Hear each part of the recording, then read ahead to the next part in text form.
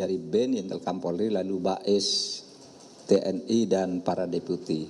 Begini, di Papua sekarang situasi agak memanas karena diberitakan akan ada demo besar-besaran besok, tanggal 20 September tahun 2022 dengan tema menyelamatkan atau Save Lukas NMB.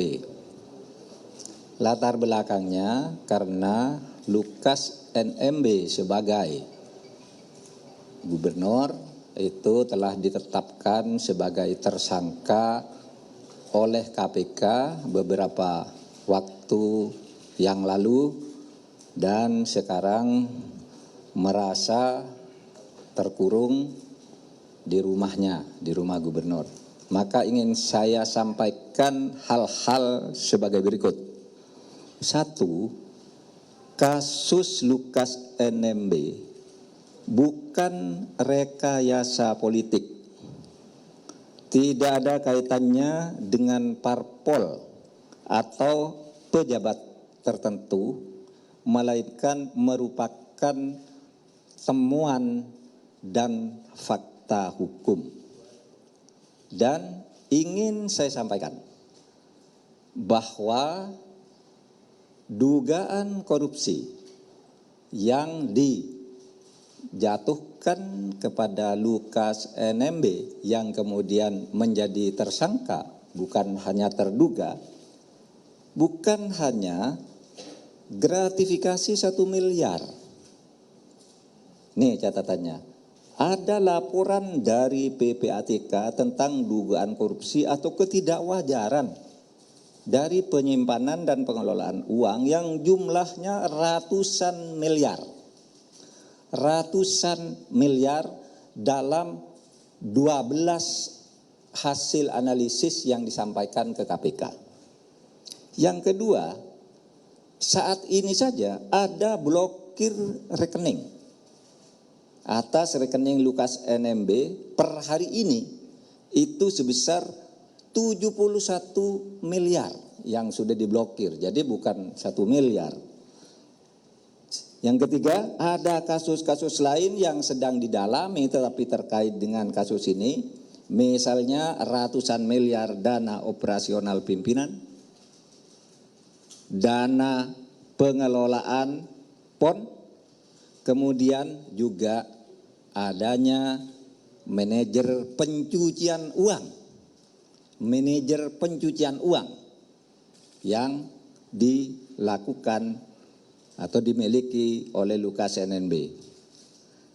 Selanjutnya, BPK selama ini tidak berhasil melakukan pemeriksaan karena selalu tidak bisa diperiksa.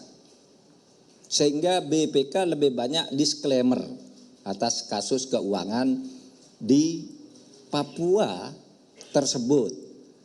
Oleh sebab itu lalu bukti-bukti hukum mencari jalannya sendiri dan ditemukanlah kasus-kasus tersebut.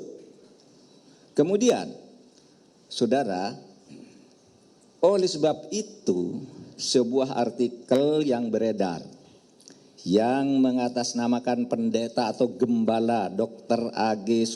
Sokrates Yoman yang menyebut bahwa Lukas pada bulan Maret tahun 2019 ke Jakarta untuk berobat dan tinggal di Jakarta karena ada COVID, ada lockdown, sehingga pada bulan Mei 2019 dia meminta Tono untuk transfer uang 1 miliar melalui BCA. Itu sangat tidak logis karena COVID-19 itu terjadi pada tahun 2020.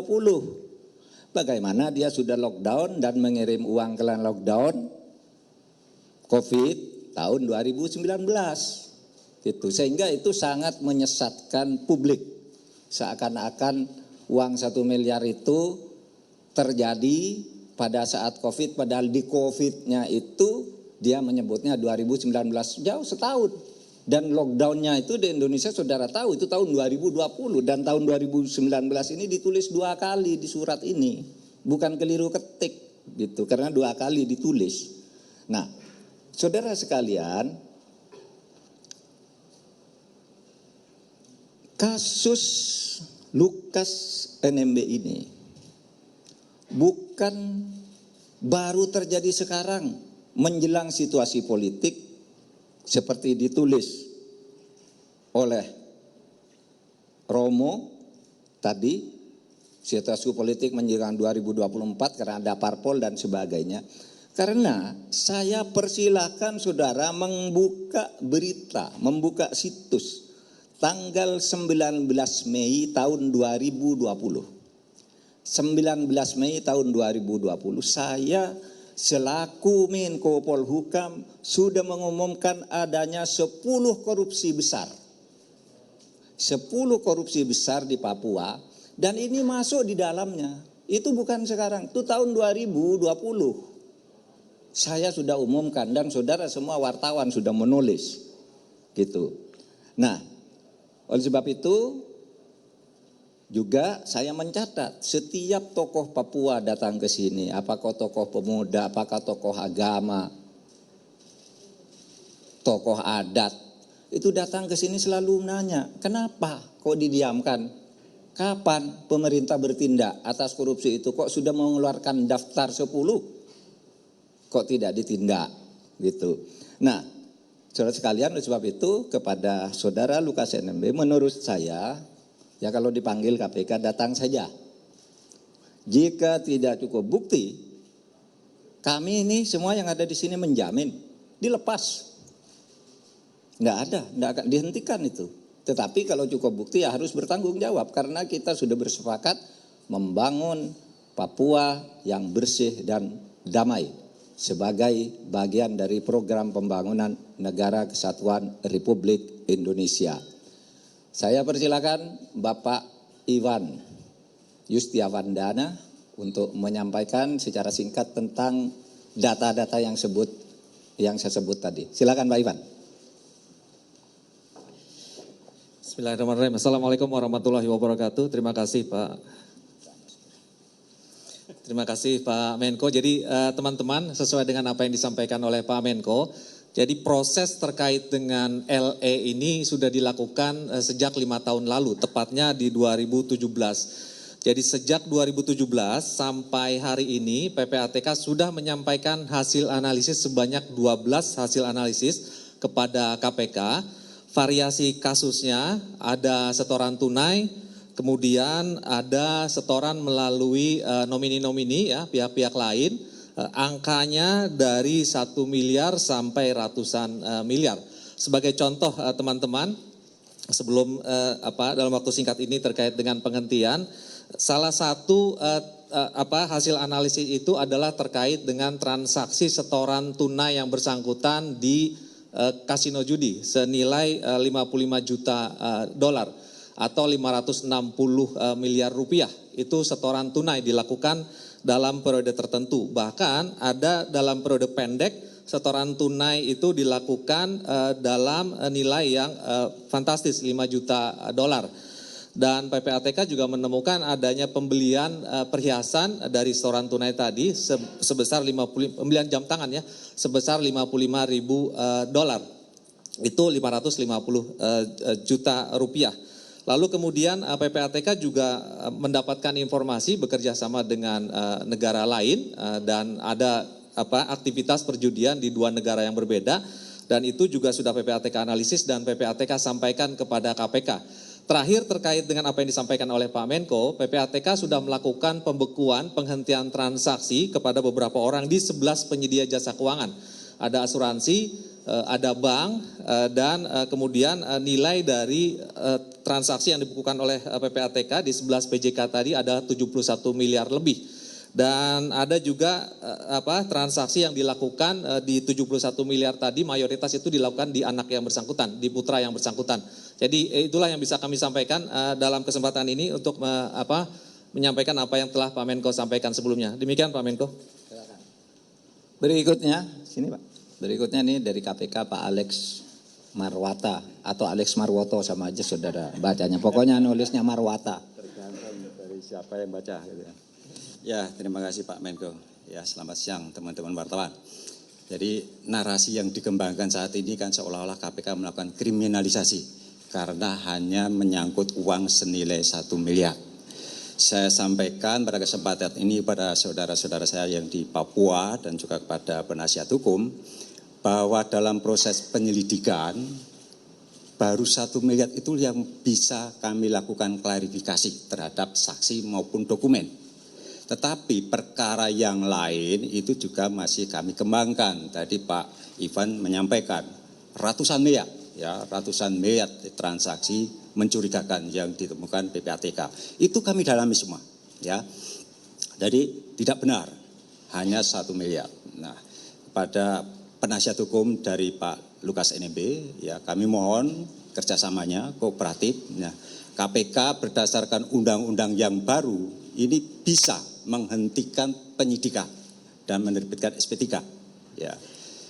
Kalau nanti dalam proses penyidikan, ya Pak Lukas itu bisa membuktikan dari mana sumber uang yang puluhan ratusan miliar tersebut, misalnya Pak Lukas punya usaha tambang emas, ya sudah, pasti nanti akan kami hentikan. Tapi mohon itu diklarifikasi, ya penuhi undangan KPK, panggilan KPK untuk diperiksa. Ya, kami akan melakukan pemanggilan, ya kembali. Ya, mohon nanti Pak Lukas dan juga penasihat hukumnya untuk hadir di KPK ataupun kalau misalnya Pak Lukas ingin diperiksa di Jayapura, kami juga mohon kerjasamanya agar juga masyarakat ditenangkan. Kami akan lakukan pemeriksaan secara profesional. Kami menjunjung tinggi asas praduga tidak bersalah. Ya, kalau nanti misalnya Pak Lukas ingin berobat, kami juga pasti akan memfasilitasi. Ya, hak-hak tersangka akan kami hormati. Ya, itu yang ingin kami sampaikan kepada Bapak Lukas NMB, kepada masyarakat Papua dan juga penasihat hukum dari Bapak Lukas. Terima kasih Pak Menko. Baik, saudara sekalian, saya kira tidak perlu ada pertanyaan. Itu saja yang saya sampaikan. Besok kalau memang mau demo, demolah dengan tertib. Negara ini menjamin orang berdemo, tetapi kepada aparat yang di sana juga supaya menjaga keamanan dan ketertiban. Supaya ada penjelasan tentang masalah yang sebenarnya seperti yang kami sampaikan tadi. Itu? Kamu mau tanya apa? Pak, ini kan situasi di Jayapura tadi Bapak bilang Dibuka, enggak jelas. situasi di Jayapura kan tadi Bapak bilang nggak kondusif, ada perlawanan dari Pak dia dari Kompas TV. Tadi Bapak bilang kan situasi di Jayapura sedang tidak kondusif, ada perlawanan dari pihak Lukas NMB.